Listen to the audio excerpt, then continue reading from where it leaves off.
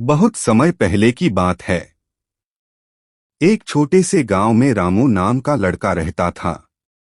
रामू बहुत होशियार था, लेकिन उसकी एक बुरी आदत थी। वह झूठ बोलने से कभी नहीं डरता था।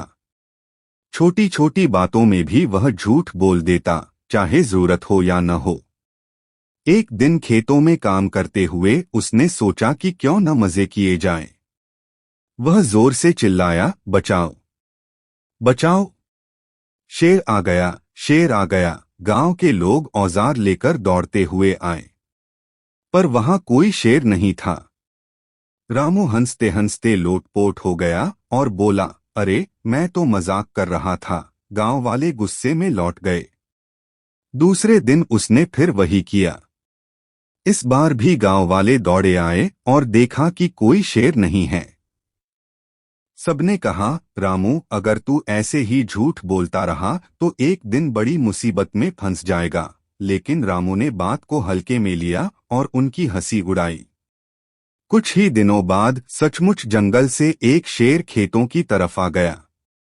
रामू ने जैसे ही शेर को देखा, उसकी हालत खराब हो गई।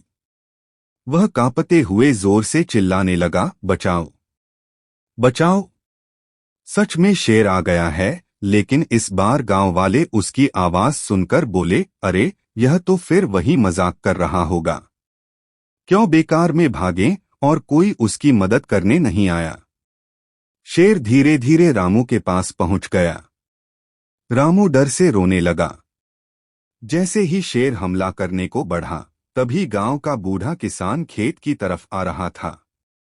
उसने अपनी जलती मशाल शेर की तरफ फेंकी और शेर भाग गया। रामू की जान तो बच गई, लेकिन वह बहुत शर्मिंदा हुआ। उसने हाथ जोड़कर गांव वालों से कहा, मुझसे गलती हुई। अब मैं कभी झूठ नहीं बोलूंगा। गांव के बुजुर्ग ने समझाया, रामू झूठ बोलने से इंसान की सच्चाई पर से भरोसा उठ जाता है। जब सचमुच परेशानी आती है तो कोई मदद के लिए नहीं आता। इसलिए हमेशा सच बोलो। उस दिन के बाद से रामू ने कभी झूठ नहीं बोला और गांव का सबसे भरोसेमंद लड़का बन गया।